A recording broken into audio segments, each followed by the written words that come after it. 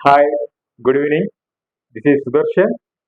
So now today concept Vice President.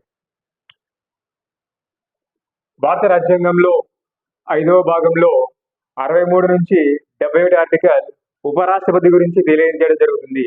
So భారతదేశంలో ఉపరాష్ట్రపతిని ఎలా ఎన్నుకుంటారు? సో భారతదేశంలో ఉపరాష్ట్రపతి ఎన్నిక విధానం. సో భారతదేశంలో భారత రాజ్యాంగం ప్రకారం 66వ ఆర్టికల్ ఉపరాష్ట్రపతిని ఎలక్ట్రల్ కాలేజ్ నైష్పాతిక ప్రాతినిధ్య పద్ధతిన ఎన్నుకోవడం జరుగుతుంది. అదేవిధంగా పార్లమెంట్ కి చెందిన మొత్తం సభ్యులు. సో పార్లమెంట్ లో అంటే రాజ్యసభ మరియు లోక్సభలకు చెందిన మొత్తం సభ్యులు ఎలక్ట్రల్ కాలేజ్ లో సభ్యులుగా ఉంటారు. సో ఇక్కడ పార్లమెంట్ కి చెందిన సభ్యులు అంటే రాజ్యసభ మరియు లోక్సభలకు చెందిన మొత్తం సభ్యులు ఎలక్ట్రల్ కాలేజ్ లో సభ్యులుగా ఉంటారు. సో ఈ రాజ్యసభలోని సభ్యులు అదేవిధంగా లోక్సభలోని సభ్యులు ఉపరాష్ట్రపతిని ఎన్నుకుంటారు. సో ఉపరాష్ట్రపతిని ఎవరు ఎన్నుకుంటారు భారతదేశంలో అంటే పార్లమెంట్ లోనే ఉభయ సభల సభ్యులు ఎలక్ట్రల్ కాలేజ్ లో సభ్యులు కాబట్టి వీళ్ళు రాజ్యసభ సభ్యులు అదేవిధంగా లోక్సభ సభ్యులు ఉపరాష్ట్రపతిని ఎన్నుకోవడం జరుగుతుంది. అదేవిధంగా ఉపరాష్ట్రపతి ఎన్నికలలో రాష్ట్ర విధాన సభ సభ్యులు పాల్గొనరు. సో ఇక్కడ ఉపరాష్ట్రపతి ఎన్నుకునే విధానంలో ఉపరాష్ట్రపతి ఎన్నిక విధానంలో ఎంపీలు మాత్రమే పాల్గొంటారు. ఎంపీలు మాత్రమే పాల్గొంటారు. ఆ ఎంపీలు కూడా లోక్సభ అంటే ఎల్ఎస్ అదేవిధంగా రాజ్యసభకు చెందిన మొత్తం ఎంపీలు ఎన్నుకుంటారు. సో ఇక్కడ నామినేట్ సభ్యులు కూడా ఉపరాష్ట్రపతిని ఎన్నుకుంటారు. ఇక్కడ గుర్తుపెట్టుకోవాల్సిన అంశం ఏంటంటే ఉపరాష్ట్రపతిని ఎన్నుకునే విధానంలో రాష్ట్ర విధాన సభ సభ్యులు అంటే ఎమ్మెల్యేలు ఉపరాష్ట్రపతి ఎన్నిక విధానంలో పాల్గొనరు. ఉపరాష్ట్రపతి ఎన్నిక విధానంలో ఎమ్మెల్యే పాల్గొనరు. సో ఇక్కడ రాష్ట్రపతి విషయంలో తీసుకోండి.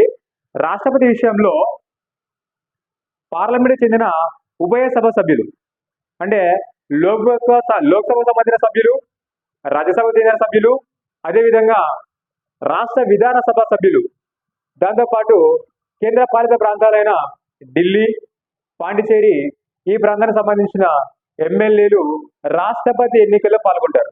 కానీ ఉపరాష్ట్రపతి ఎన్నిక విధానంలో కేవలం పార్లమెంట్ సభ్యులు మాత్రమే పాల్గొంటారు.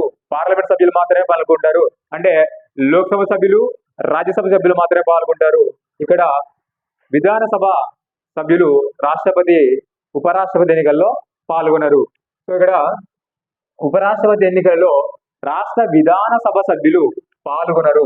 కేవలం ఇక్కడ ఎంపీలు మాత్రమే పాల్గొంటారు. అదేవిధంగా నామినేట్ అయి ఉంటారు కదా. సో రాజ్యసభకు 12 మంది నామినేట్ అయి ఉంటారు. ఈ 12 మంది పాల్గొంటారు. అదేవిధంగా లోక్సభ 5. సో ప్రజెంట్ లోక్సభలో ఈ నామినేట్ పోస్టులు లేవు. ప్రజెంట్ ఉండేది రాజ్యసభలో మాత్రమే 12 నామినేట్ పోస్టులు ఉన్నాయి. ఈ నామినేట్ సభ్యులు కూడా ఉపరాష్ట్రపతి ఎన్నికల్లో వీళ్ళు పాల్గొనడం జరుగుతుంది. So this is the elections ఎన్నిక విధానం. నెక్స్ట్ అర్హతలు. ఉపరాష్ట్రపతికి ఎటువంటి అర్హతలు ఉండాలా? ఫస్ట్ ఆయన భారతదేశ పౌరుడై ఉండాలా. 30 సంవత్సరాలు నిండి ఉండాలా. నెక్స్ట్ రాజ్యసభలో సభ్యుడు కావడానికి కావాల్సిన అర్హత ఉండాలా. అర్హతలు ఉండాలా. అదేవిధంగా లాభదాయకమైన పదవిలో ఉండరాదు.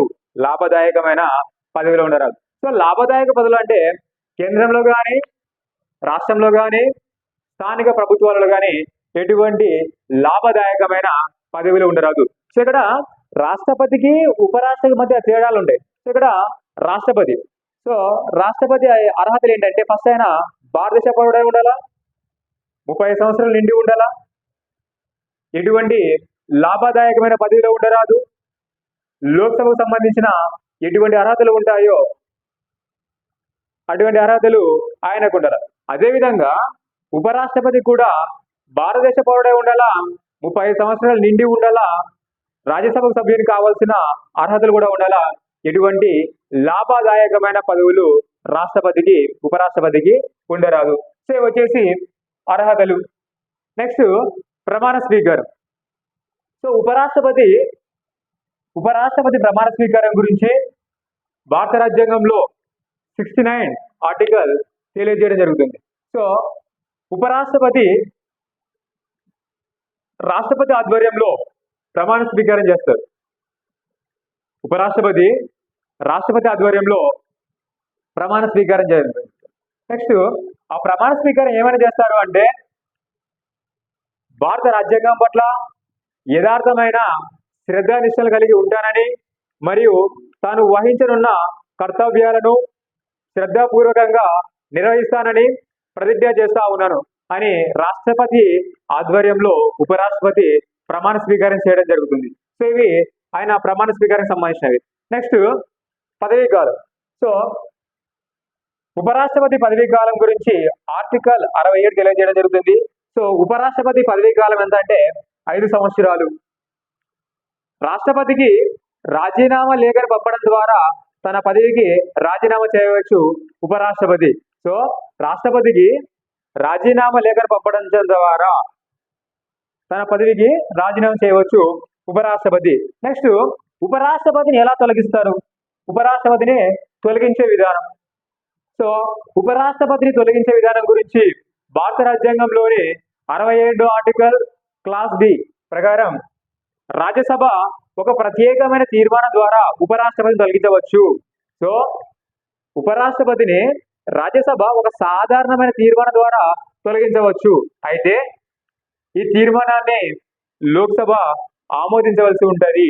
సో ఈ తీర్మానాన్ని చేయడంలో గల ఉద్దేశాన్ని వ్యక్తపరుస్తూ 14 రోజుల ముందస్తు నోటీసును ఉపరాష్ట్రపతికి జారీ చేయవలసి ఉంటుంది. సో ఆయన ఎలా తొలగిస్తారంటే రాజ్యసభ ఒక ప్రత్యేకమైన తీర్మానం ద్వారా ఆయన తొలగించవచ్చు. ముఖ్యంగా దీనిలో గుర్తుపెట్టుకోవాల్సిందంటే లోక్సభ ఈ తీర్మానాన్ని ఖచ్చితంగా ఆమోదించాల. ఈ తీర్మానాన్ని 14 రోజుల ముందు ఉపరాష్ట్రపతికి ఒక నోటీసును జారీ చేయవలసి ఉంటుంది. సో ఇక్కడ మీరు బాగా గుర్తుపెట్టుకోవాల్సింది ఏంటంటే ఉపరాష్ట్రపతి లోక్సభలో కానీ రాజ్యసభలో కానీ సభ్యుడు కాదు. ఉపరాష్ట్రపతి లోక్సభలో కానీ మరియు రాజ్యసభలో కానీ సభ్యుడు కాదు. కేవలం ఆయన రాజ్యసభ చైర్మన్ గా మాత్రమే ఉండడం జరుగుతుంది. వైస్ ప్రెసిడెంట్ అధికారాలు, విధులు. ఫస్ట్ అధికారం ఆయన రాజ్యసభ చైర్మన్ గా వ్యవహరించడం జరుగుతుంది. సో భారత రాజ్యాంగంలోని 64వ ఆర్టికల్ ప్రకారం ఆయన రాజ్యసభ చైర్మన్ గా వ్యవహరించడం జరుగుతుంది. సో ఉపరాష్ట్రపతి ఎక్స్ అఫీషియల్ చైర్మన్ గా ఉంటారు. ఈ హోదాలో లోక్సభ స్పీకర్ కు ఎటువంటి అధికారాలు ఉంటాయో ఉపరాష్ట్రపతికి కూడా రాజ్యసభలో అటువంటి అధికారాలు ఉంటాయి. ఆయనకు నిర్ణయాకపు ఓటును వినియోగించుకునే హక్కు ఉంటుంది. సో నిర్ణయాకపు ఓటును ఆయన వినియోగించుకోవడం జరుగుతుంది. సో ఒక బిల్లు పైన. సో నెక్స్ట్ తాత్కాలిక రాష్ట్రపతి. భారత రాజ్యాంగం ప్రకారం 65 ఆర్టికల్ ప్రకారం ఆయన తాత్కాలిక రాష్ట్రపతిగా నిర్వహిస్తారు. సో ఎటువంటి పరిస్థితుల్లో ఆయన తాత్కాలిక రాష్ట్రపతి నిర్వహిస్తారు అంటే రాష్ట్రపతిని తొలగించినప్పుడు, రాజీనామా చేసినప్పుడు, మరణించినప్పుడు, ఇటువంటి పరిస్థితుల్లో ఉపరాష్ట్రపతి రాష్ట్రపతిగా వ్యవహరించడం జరుగుతుంది. ఇలా ఉపరాష్ట్రపతి రాష్ట్రపతిగా ఎన్ని రోజులు నిర్వహిస్తారంటే కేవలం 6 నెలలు మాత్రమే ఆయన ఉపరాష్ట్రపతి రాష్ట్రపతిగా వ్యవహరించడం జరుగుతుంది. ఇవి ఆయనకు అధికారాలు. సో రాజ్యసభ చైర్మన్ గా ఉంటారు, తాత్కాలిక రాష్ట్రపతిగా ఆయన ఉండడం జరుగుతుంది. సో నెక్స్ట్ భారత ఉపరాష్ట్రపతికి అమెరికా ఉపాధ్యక్షునికి పోలికల గురించి.